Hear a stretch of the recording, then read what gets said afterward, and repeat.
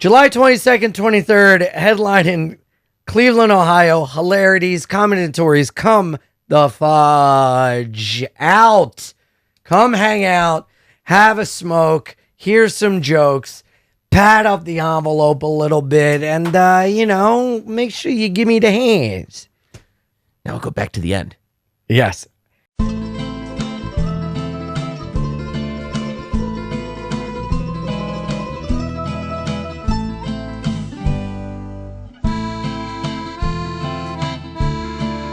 Commentatores! Welcome back. This is it. The Sopranos, a Prima, Volta. And of course, the reason that we call it that is not because it is my Prima Volta with the Sopranos. I've watched the show many, many times. It's the greatest show that's ever existed. It's because multi-voltas. This is not your multi-volta. No. Ian Fidance, this is your first time watching the show, and we get to go on this journey with you. Mm-hmm. Yes, some would say it is my first time, and others would say it's my Prima Volta, and they'd be right. I think we have to start here. We didn't get to touch on it last week because we already had the episode in the can. Mm-hmm. This is the first time that you and I have met since the news broke. Unfortunately, we did lose the one and the only Paulie Walnuts off to that big gabagool in the sky. Yes. Rest in peace, Paulie Walnuts. I mean, I'd like to think when he gets up there, St. Peter says to him, "Commendatore." I like that. It means respect. Yeah, I would hope so. I mean, I know that you were one of them. A lot of people turned on their favorite episodes. Pine Barrens was a favorite, I'm sure. Yes. Going over Paulie Walnut's quotes from the show. Yep. But I mean, he, in real life, what's his name, Tony Sirico? Mm-hmm. He had such an incredible life because, I mean, he was an actor, but before he was an actor, he was a legit mob guy. Really? Yes. I don't know much about him. Yes, he was a legit mob guy. He was in the mob. He went to jail. He did legit jail time. Really? When he got out, he started up in Hollywood. But just imagine one of those three things as your life would be an incredible thing. But this is a guy who, forget about his childhood in real life. This is a guy who kind of learned what mob life was really like, especially in that era. Then what prison life was really like, especially in that era. Mm-hmm. And then for a third act was one of the key favorite characters on the greatest mob show of all time. Probably the greatest television show, period, of all time. That's the legacy. What did he go to jail for? I don't know. What am I, a cop? What? That was a test. Good work. Thank you. Thank you. What? How long did he serve? I don't know. What am I, a cop? No. I mean, cops, it wouldn't really matter. Cops. Well, this isn't a biography. This is a Sopranos show. Oh, I thought you looked it up on Wikipedia. He was on many episodes of The Sopranos. Pretty much all. Yeah, I'm asking how long he spent in jail. I don't know. What am I, a cop? Rest in peace. Well, Paulie ACAB. All cops are bastards, and you're no excuse. Well, listen. Where do you rank him? I mean, maybe after we go through the whole series, we do an episode where we tier the characters, you do tier lists. Yeah. I don't know if you've seen any of those, but Paulie Walnuts has to be a god tier level Sopranos character. He's got to be top tier, right? I mean, not only that, a god tier character in general, because he's just so he's like George Costanza if he was a murderer. He's like this complete character, bringing so much humor in, not even trying to be funny. No, into the darkest places. Into the darkest places. And in scenes where empathy, just the slightest amount of empathy is needed, he just straight up doesn't have it. And in a massively comedic way, where the show is nothing without him. The show 100% is funny with him. The show is deep and riveting with him, and just how he acts. And, even in, I'm skipping it. I saw the next two episodes, even skipping ahead. Just, he's such a fucking jerk off scumbag in the most lovable sense of the word. In like when he finds out that Finn is Meadows' boyfriend. We'll talk about it, obviously, but yeah. Dude, it's amazing. Yeah. And the out showing of support and everything for him was like really nice. I mean, it's so sad. I didn't know that he was like a legit mobster. That just makes it even cooler. Yeah. You know? Yeah, he touched And it was so real. Wow. Yeah. Maybe he's not a great actor. Maybe he's just great at existing. I mean, he is great at existing, and even if that's the role of a lifetime, that's the role of a lifetime. I mean, but he caught so many nuances. You know, like he didn't really do it in later seasons, but early on, remember when he used to repeat every punchline that he made? Oh, you heard what I said? I said, yeah, because he wanted to get the double laugh on the jokes. Yeah. Genius. And more, I mean, I even picked up his yeah, his laugh. You said you were doing it at home. Yeah. So great. So great. Well, I thought. And can I just say, yeah, is anyone better looking than him in suspenders and a wife beater? Well, I mean, I'll tell you right now, nobody could pull off wings better. Yeah. You know, those silver wings in his hair. Uh-huh. Like he made that look like, oh, that's a thing people do. No, it's not. Was that no, his hair not. naturally, or they did that on a show? I mean, I saw him many times after the show, and it was never not like that. So I don't know if he left it in because he liked it so much, but like, yeah. I mean, he wore that like this is how people wear their hair, and it's like, no, they don't. I've never seen that. Well, you know, we'll get into the show after this, but a picture that really touched my heart was it was a picture of him and Johnny Sack down at the rubble of 9/11. I saw that. And that was just and there's a first responder that's like laughing. Sorry, I got a mustache hair in my throat. It happens to the best of us. Trust me, I know the feeling. Yeah, no, I'm not getting choked up at the fact that one of the most beloved television characters of all time died. I'm getting choked up because I had a mustache. For a second, it kind of sounded like you were laughing, and I was like, 9/11, dude, that's not funny. There's a first responder, like firefighter or whatever, laughing, and you can just see the back of Paulie and his arms are out like this, and Vince, Johnny Sack is like laughing too. And I thought, like, man, because the Sopranos is so interesting because it's pre and post 9/11. They start injecting like these new little like 9/11isms into the show. And to see this absolute horrific tragedy happen and the characters and James Gandolfini did this with the Wounded Warrior Project, and he did documentaries on, wounded soldiers in Iraq and Afghanistan.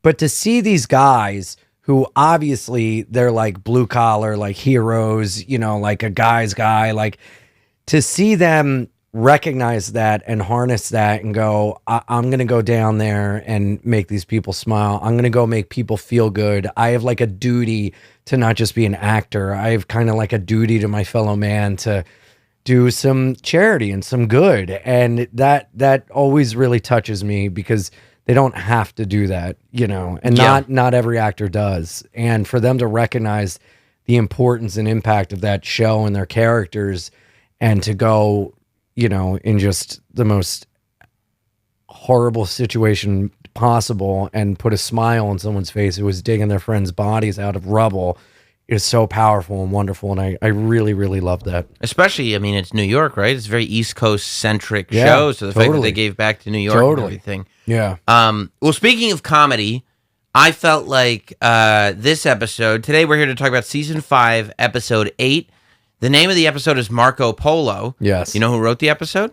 Who? Michael Imperioli. Oh. Yes. Hey. Christopher. Always a classic. Yes. He wrote Pine Barrens. Yes. Steve Buscemi directed it. Yes. Yeah. But I thought that two of the funnier back-to-back scenes to start any episode were first the visual of little Carmine's boat sinking. It's just a funny thing. Yeah. Like when you spend money on a boat and it sinks, what could be funnier? I mean, I think we already brought it up in the show, 9/11. What? What? No. I can say that. I'm a cop. Oh, okay. I don't know. I mean, like for me, I'm thinking like, here's the things that I find funny. I find people missing a train or a bus to be one of the great funny things of all time. What? Yes, to sit on a train or a bus Oh, and see the to doors closed and look see out someone the window. stand there. Oh, yeah, you're and evil. I think it's just the You're funniest. has that ever happened to you? It's a terrible experience. Well, I won't run to try to catch a train because I know that there's somebody on. Because if I saw somebody running to catch a train and they didn't catch the train, I would remember it literally for the rest of my life. Wow. And think to myself, what a great day that was.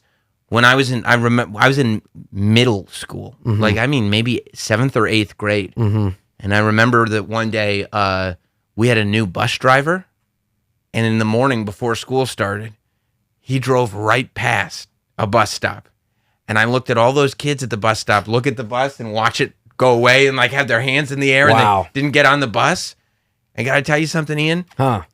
It's maybe the funniest thing I've ever seen in my life to this day, and I've worked around some of the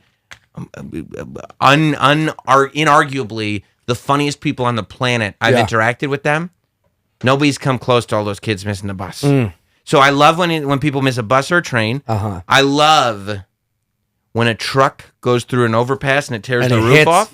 Dumb mistake. Love it. One of my favorite. I'll even if I have to sit in traffic for it. Once I pass the traffic, I see why. I go, look at that guy. No roof on his truck. And somebody's watching their boat sink. Oh, people, I'll tell you what's great. And you can find it on YouTube. And it's along the same lines. But when people don't get back to their cruise ship on time. Like when people Oh, God, you were just at your base a terrible person. No. It's very funny. You love reveling in people's misery. Well, no, because they were told to come back at a certain time. Like, it's, be back at a certain time and you won't miss the boat. And then you see the boat sailing away and the people are running up going like, but you can't stop the boat. The boat's right there. They could touch it. But once it starts, you can't stop it. So they just have to watch the boat sail away. And they're stuck on an island. That's very, very funny to me. Can you pause real quick? Sorry. I'm sorry. I swallowed that fucking hair. Good God. Just say so. It'll be on you, but just say something about me being like a terrible person or something. I'm sorry. It's okay.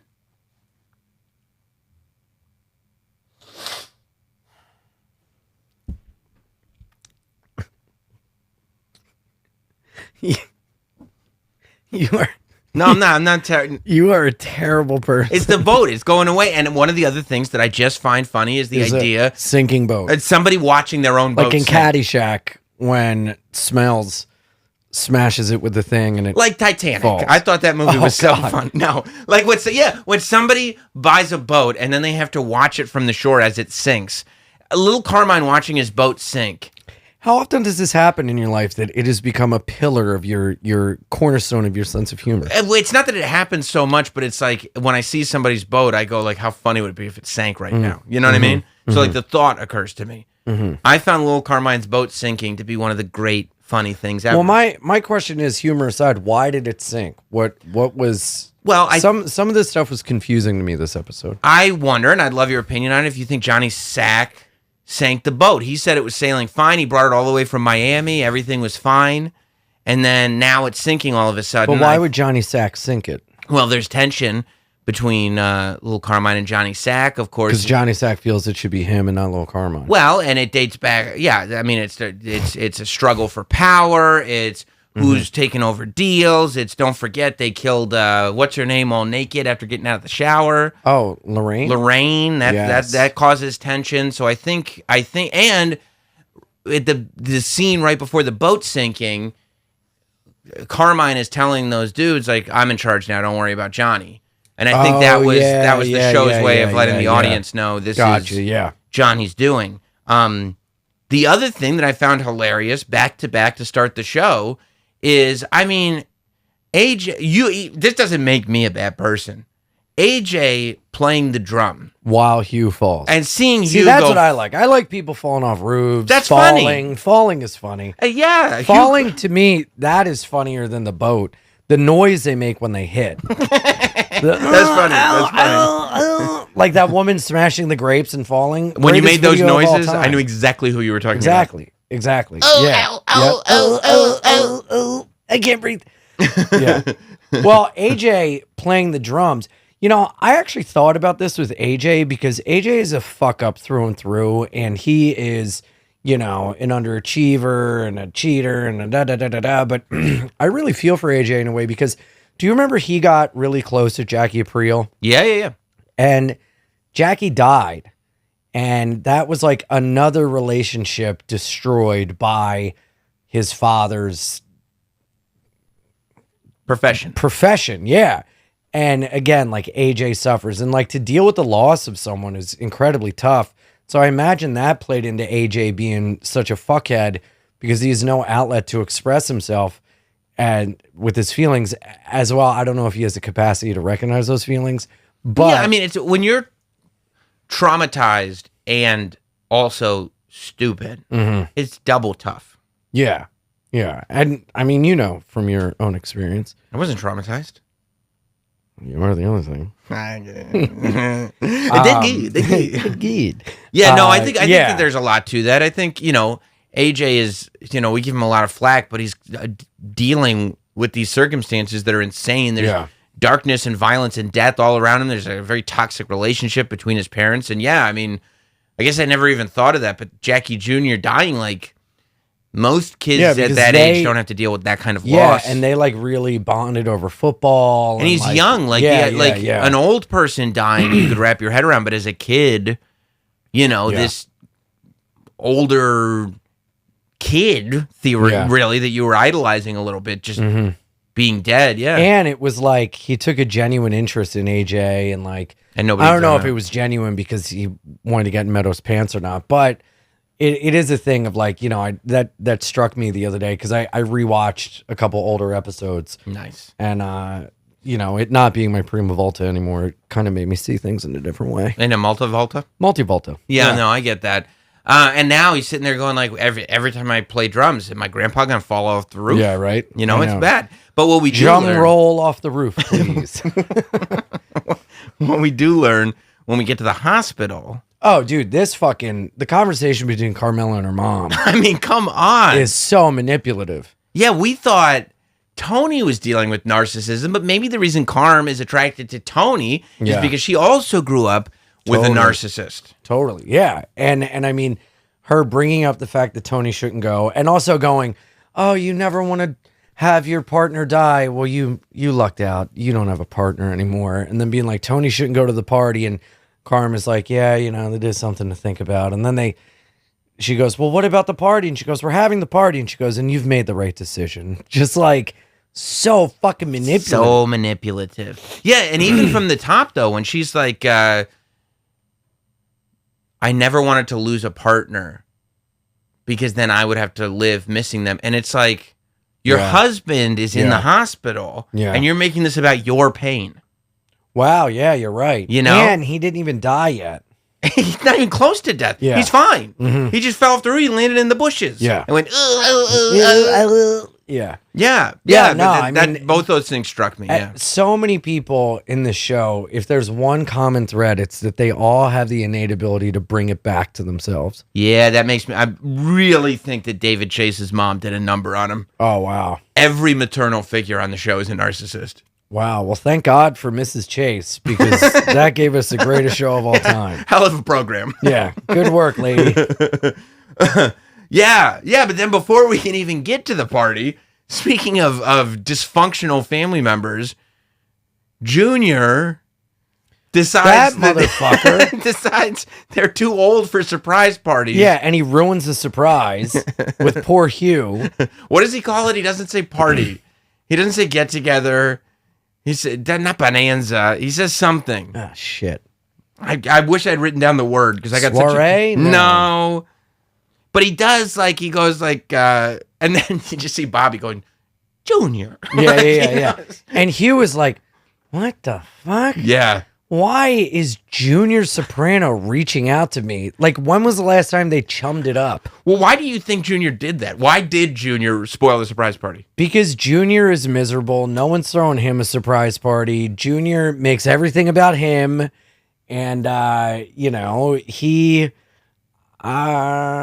think he... Like, when his friends were dying and everything, he was making it about him and him being like upset, and it's always about him. Yeah, this is just one of those things that I feel like There was no kind of... Because a lot of times in that family, there's some kind of Machiavellian, like, puppeteering. Climbing, This will lead to that, will lead to this. And that one... This is just good old-fashioned ruining the fun. Yeah, just like, well, I can't go to the party. Yeah. Which is a bummer for me. I'm going to take my ball and go I have home. Alzheimer's. Yeah. So I'm pissed. Maybe I can ruin it a little bit for Hugh and the rest of the family. And but it turned out to be a great move. Because it got Tony back there. And by the way, that goes back to... And Hugh doesn't like surprises. That goes back... I didn't think about that.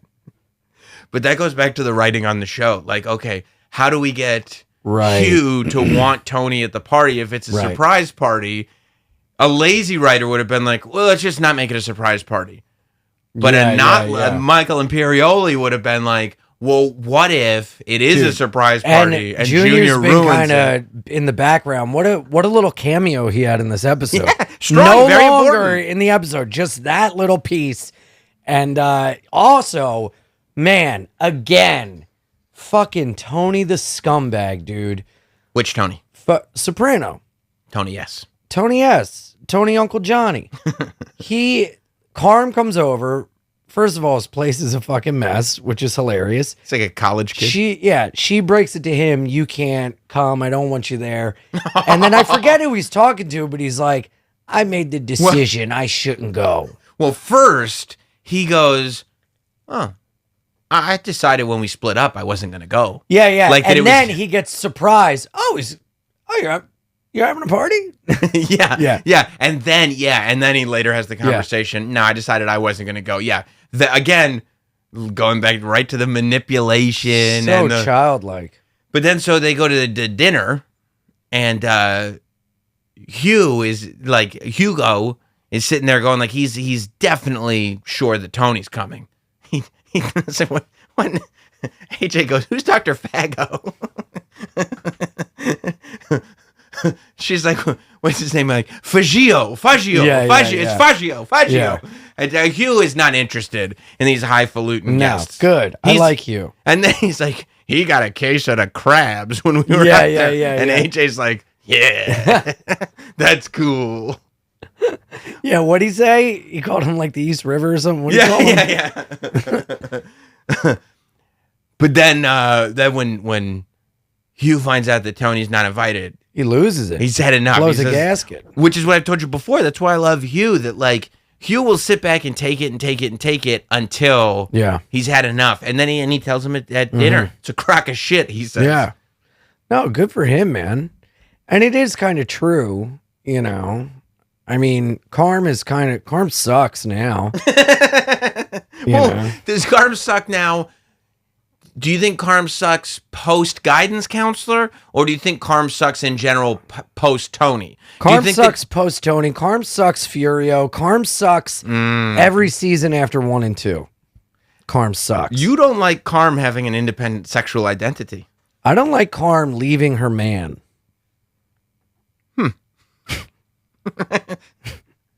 Interesting. You didn't bring that up before. Yeah, I don't like it. Gotcha. So, well, maybe they'll get back together. Fingers crossed. Yeah. Although, I mean, it's not a great lifestyle for Carm to be a part of. No. She'll never be happy. I don't think so. No. But it is what she signed up for. Yes. And also, she gets used to the lifestyle, of the opulent lifestyle, even though they're like such fucking trash rich people. When she's like, you'll never guess how much I paid. $3,000. Meanwhile, they're going to AJ's girlfriend's house. It's a fucking museum. Yeah. Like that's actual wealth. Yeah. Talk shit-eating grin. Tony.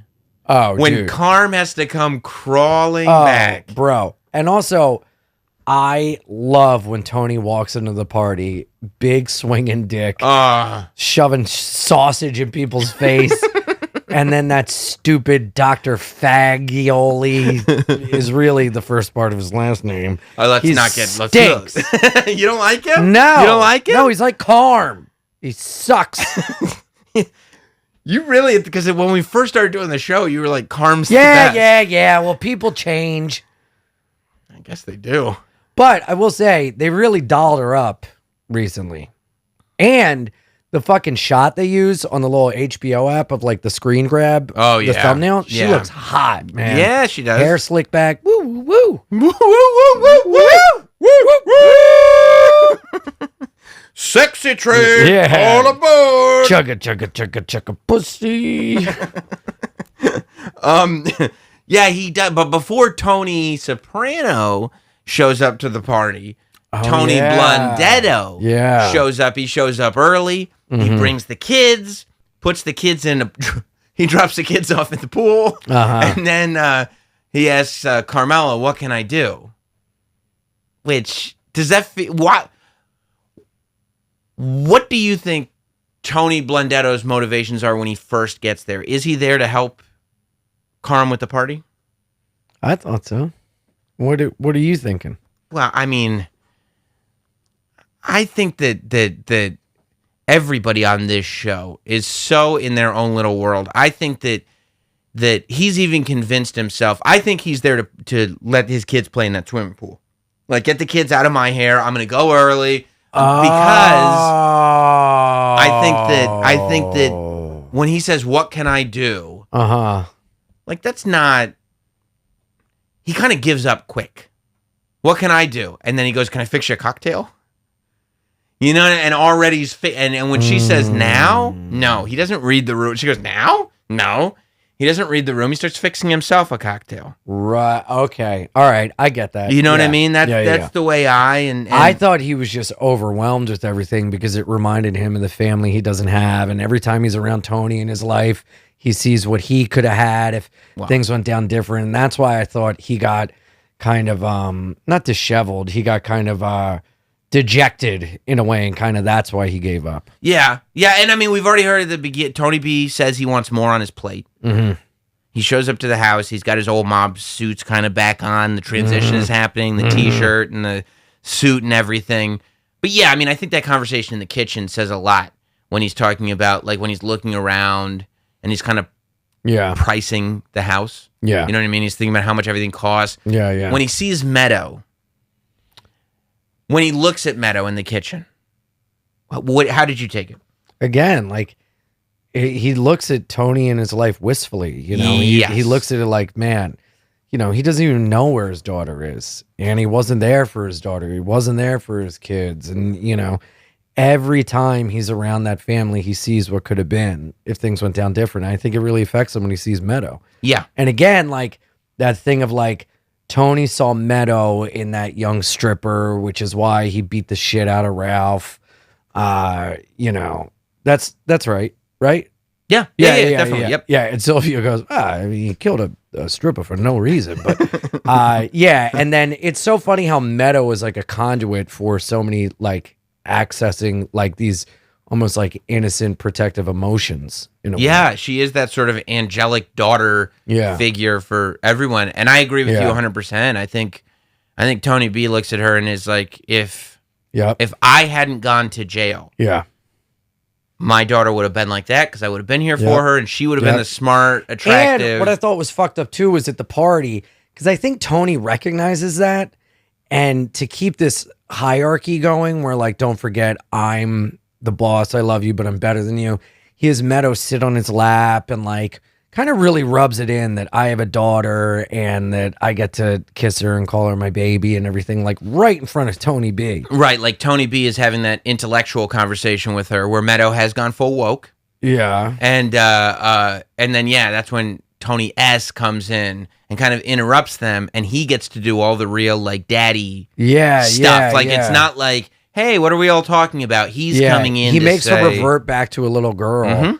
And it really just is like he's just rubbing Tony B's face in it. I felt. But I did think that when Tony B left without even telling Carm anything and just like and was waving, you know, that was where it became clear that he wasn't really there to help set up. It's almost like I think that he's got so many negative, like you can see that the envy is starting to fester. Like everything he says he doesn't have a problem with, going to jail, Tony Soprano not going to jail, the whole thing, like you can feel it kind of Boy, bubbling. are you fat? Yeah, that whole thing. Yeah. You can feel it bubbling. Which is why. Wow. Yeah, we'll get into story number 2. I figured I'd go. Yeah. Story. But yeah, because they do cross over. You're right. But I feel like it's almost that thing where you aren't the good guy, but you will make the slightest effort to do the good guy thing, so that you can tell yourself, "Hey, man, I went to set up your party." Like, no, you didn't. No, you didn't. But you can. There's plausible deniability. You know, that's where I think Tony B feels. What do you think about the path Tony B is going down? I guess. You know what? That's probably a more appropriate question to ask you once we get to everything that Tony B goes through in this episode. Before we leave the party, I thought it was. I thought there were a few very funny little things thrown in here. Somebody who we haven't brought up in a while, but I was asking you a lot of questions about. I think last season. Did you notice Carm's cousin, the investor, Brian? Yeah, Brian was there at the party. Yeah, but where's he been? He got out. Like, remember we were wondering, like, is this going to be bad for him? Blah blah blah. I guess Tony got distracted with other stuff, and he didn't get pulled into the. Wow. Yeah. Right. Right. So there was that. Hugo getting sloshed. Great. Fantastic. Awesome. Tony getting him the gun that he wanted as like, hey, don't fucking forget, I'm the motherfucking one. That's the theme of the whole show. Yeah. And this show. And then Dr. Fagioli or whatever being a dickhead. That guy's kind of undercutting. Dude. Yeah. That guy's lame. Yeah. And I also found that, of course, see if you picked up on this, because again, this was not my Prima Volta. But I found that at that party, there was one guest that just stayed too long. And it's like, of course you stayed too long and have nothing else to do. Artie. Come on, dude. Go home, Artie. I loved it. I loved it. He is such a putz, and I fucking love it, dude. Like, he's sitting there, the family, dude, is reuniting through pool games. Med's in the pool, AJ's in the pool, Tony and Carm. Fish out of water. I know, and then Artie's there. Yeah, because Artie has nothing because of Tony. Does Artie have nothing because of Tony, or does Artie have nothing because of Artie? Artie has nothing because of Tony in the sense that he was always egging him on, and Artie wanted that lifestyle, and if Tony didn't exist, he would be fine with Charmaine, he would be fine with Vesuvio, but he was trying to be the Armagnac king of fucking Plainfield, New Jersey or whatever. Hey, qu'est-ce que c'est, man? You know, he fucking started wearing his earring, you know. He is a fuck up because he can't get out from underneath Tony's thumb. But Tony plays him like a fiddle, and Artie has just turned into some sort of like puppy of Tony's, and it's hilarious. I feel like Artie Tony happens to be the one that takes advantage of Artie being a fuck up. Yeah. But Artie is a fuck up. Yeah, but he's like, I don't know. I guess my tone has changed about Artie because he's so ngats that it's like endearing in a way. Like, of course he's in the pool playing Marco Polo with the family. You know, of course he passes out on the side of the pool, you know, and he doesn't even fully cater the party. No. Carm's like, oh, he's just in charge of salads and soups or whatever. You know, Tony, we need you for the meats. You know, it's just, and he has become the Sopranos' pet. And like a pet, he's lovable. He shits on the floor. You smack him, but you let him sleep at the foot of your bed because you love him. But he doesn't even get the gravity of the situation. No. Like, don't you think he's got a fucking golden retriever brain. That's Artie. He's a golden retriever. Wouldn't anybody else realize, like, oh, whoa, there's something going on? Like, Tony and Carm are kind of being flirtatious. It's beautiful that he doesn't. I should get out of here. It is incredible that he doesn't. With his little dangly earring and that guy is such a good, he plays the putts so fucking well. Yeah. It's amazing. It's almost like bad because if you see the actor, you almost are like, oh yeah, that's that idiot that stayed at the pool too long. But, and I've read that like him and, you know, James Gandolfini were like best friends and everything. I always I think I told you before, he was going to play. Artie was on. He could have played Tony. He was one of the people that was like on the short list to play Tony Soprano. I love how these actors were supposed to play different parts and they all kept them anyway. Yeah. Like I love that. And also I love hearing about like a character on a show that's kind of, not the main character. And like you would think watching it like, oh, I bet he just clocks in, clocks out and goes home. But to hear that they all were like friends and they like loved this dude that wasn't the most important guy in the cast. That's great. Yes. I love that. Yes. It is, I'm constantly changing. It's important to have a backbone, but also, your backbone's got to have a little bit of scoliosis. You got to be able to bend a little. And I think, I think it's dishonest to not be able to step outside of yourself and take in these new experiences. You're getting to know these characters more every week. Maybe next week you'll hate Artie again. Well, Carm is out, Artie's in. What do you think of Janice? Tell me.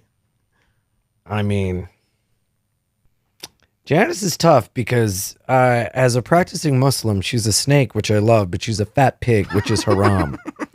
I get that. Now, of course, the big thing to come out of the party is Tony and Carm hooking up. Oh, my God. Banging. In the pool. Yeah, banging in the pool. I am so upset with Tony. Why? Now, don't look into the future. You're upset with Tony for hooking up with Carm? No, for what he did the next day. We're not there yet. What? We're not looking into the future. This is the end of this episode. Oh, it is? When they hook up, yeah. That's the end? Well, it's not the end, but it's the end of that story. Doesn't he wake up Wait, in this episode? and leaves? Yeah. You're mad that he leaves? Yes.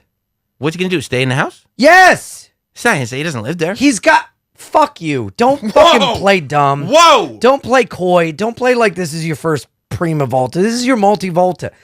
Him and Carm having sex is such a fucking step in the right direction of mending the broken fence of this family. But maybe the fence putting the is bridge mended. back together.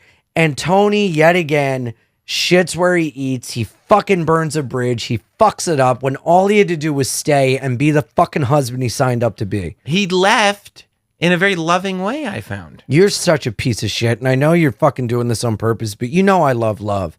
And Tony had a chance to have love, and he ruined it. You can't just be separated and then have sex in a pool one time and go like, okay, everything's back together again. You can't stay and wake her up and fucking kiss her and talk about the night before and let's get breakfast.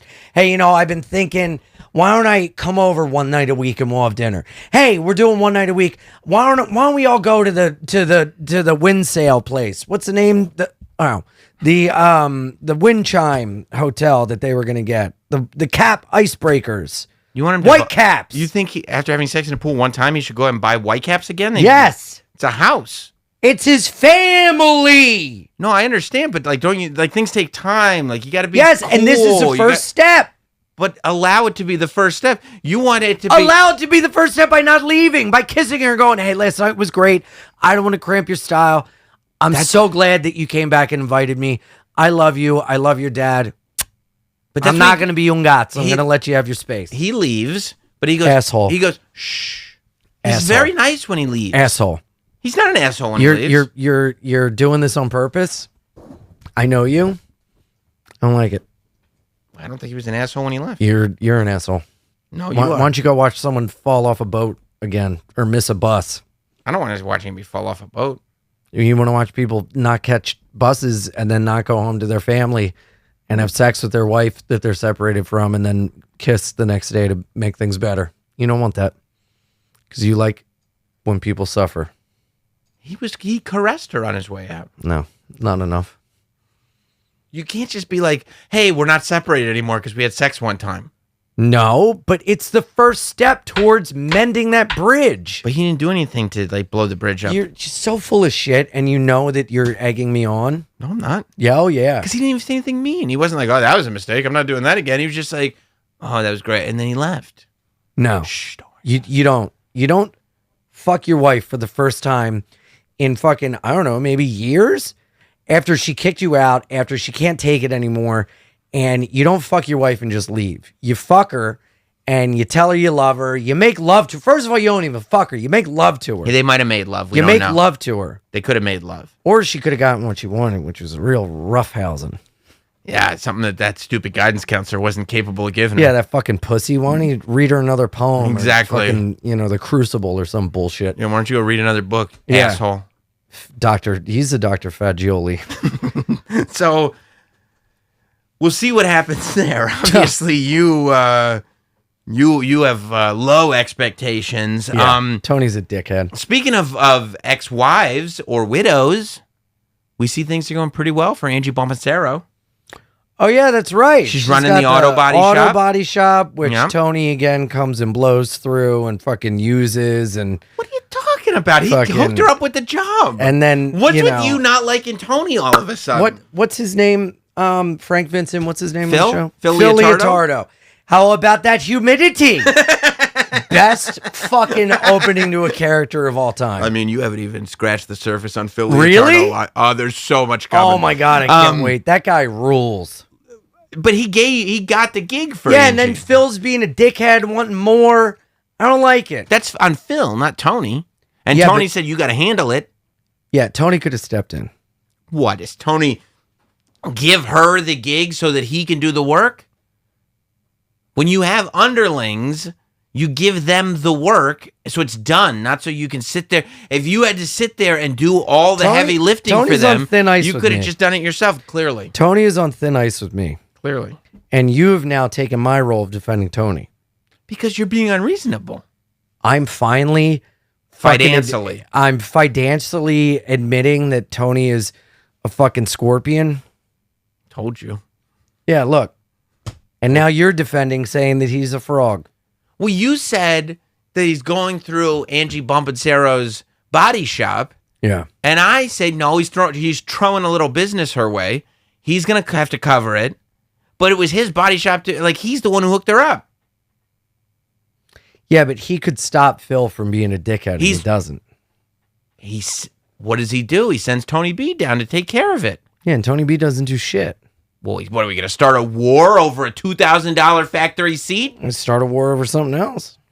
What did he say? The seat. It's off kilter. Yeah. The paint is different. It's dull. Yeah.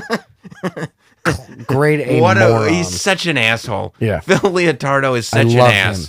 him. I mean, clearly he's being a hard on purpose. Yeah. And it does and I don't think that this is the additional responsibility that Tony B was looking for. I think that he was looking for something a little more serious, Mm-hmm.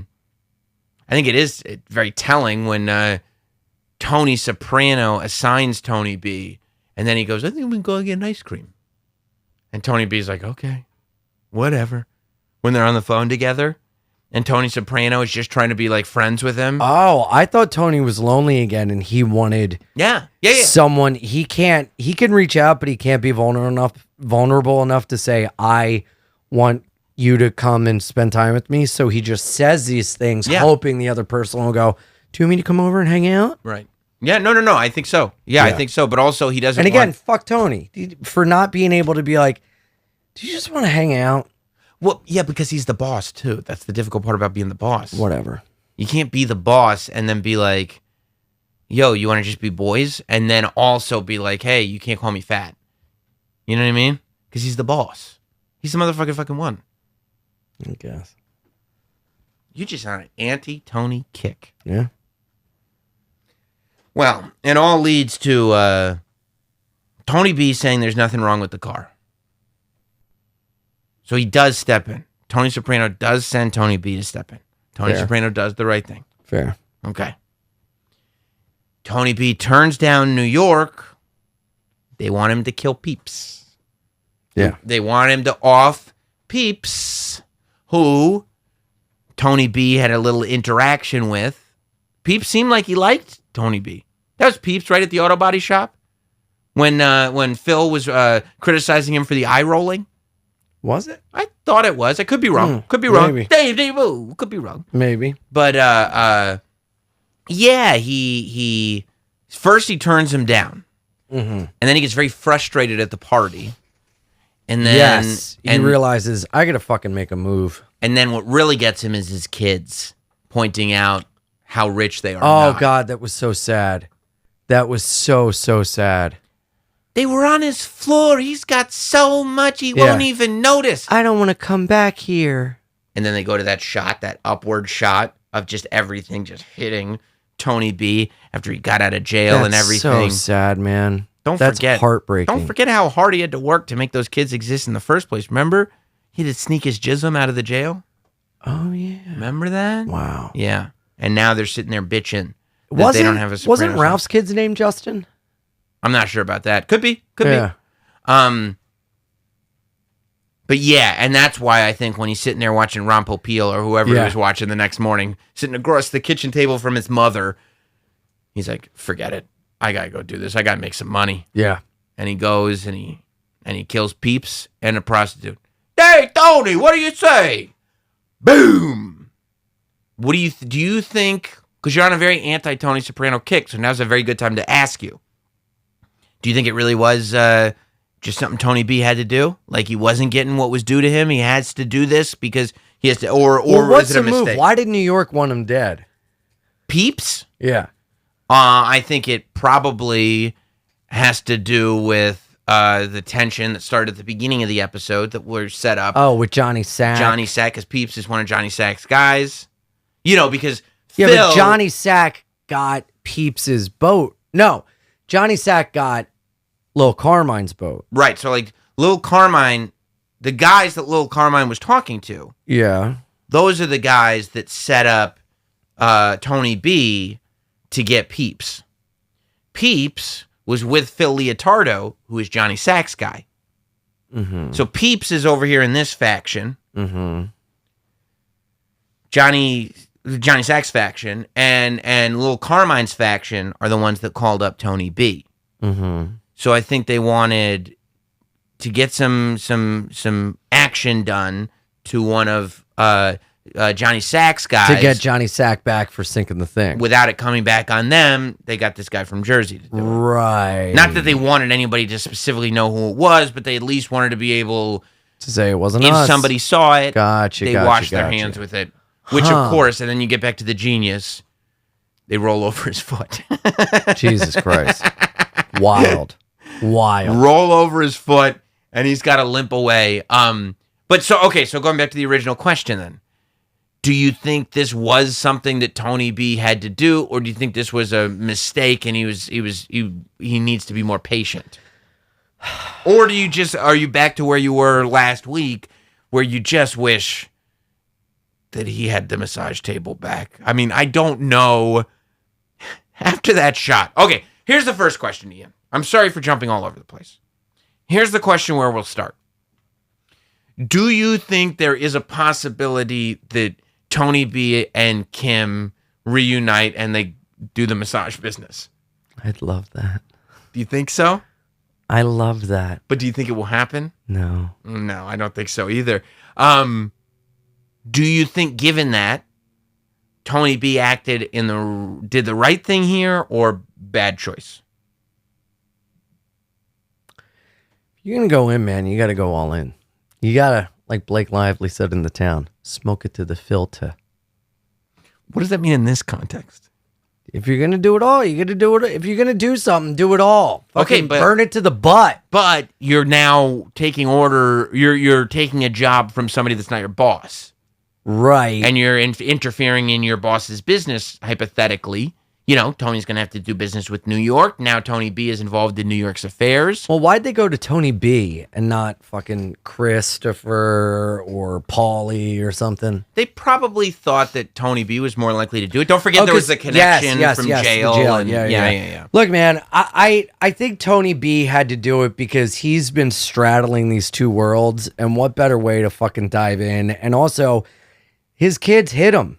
His kids hit him where it hurts. We don't want to be back here. They have money.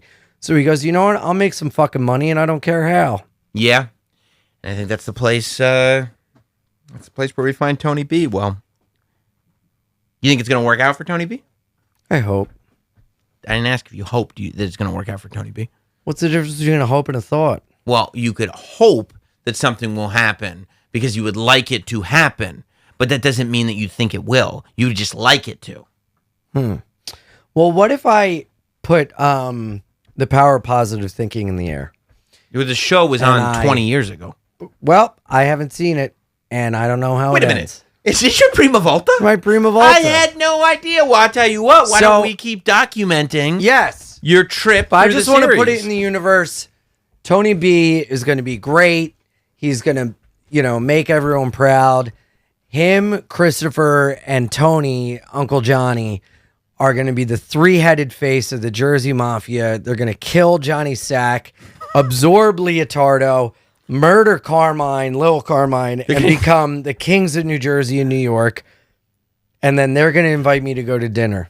So Tony B takes over New York while Tony S has New Jersey. Yes. They come together as a family, and the Sopranos family as a whole is in charge of New York and New Jersey. Yes. And then you go with them to Vesuvius? Yeah. Or, Ferraras, or the Desi's Clam Bar or whatever. Well, I can't wait to see what happens. Hey, I appreciate that a couple of the commentatores showed up to Caroline's on Broadway last weekend. Yeah, that was I great. saw that. That was fun to see. Yeah. We appreciate you guys leaving the commentatores. Really means a lot. Thank you. Yes. We appreciate you guys leaving all the commentatores. We're taking a look. Can you put this at the beginning of the episode? Thank you guys for coming out to July 22nd, 23rd at Hilarities in Cleveland, Ohio. Wow, it was great seeing you guys there. And also good seeing you in Pittsburgh at Pittsburgh Improv. And in August, I'll see you at Austin Creek in the Cave, American Comedy Company, San Diego, Portland, Ben Salem, fucking DC. Let's go. Let's go. Boston, too. Yes. Yo, you're working every weekend. Woo! Yeah. Hell I yeah, ain't gonna dude. stop. That's, you know why? You're getting that bag, bro. Because I'm the motherfucking fucking one. And you're getting that envelope, and as a way to congratulate you, I'd like to offer you this box of Whitman. No way. Yes, That's so funny because I got you a box of No Whitman. way. Yeah, thank you. Is this Sampler? Oh, my God. Wow. Coconut cream. Hey, leave a commentatore. We appreciate it. No spoilers. We appreciate it. Hit like, hit subscribe, do the thing. And until next week, we will see you for another Prima Volta. God bless. Rest in pasta. Paulie Walnuts. We love you. Salute. Salute.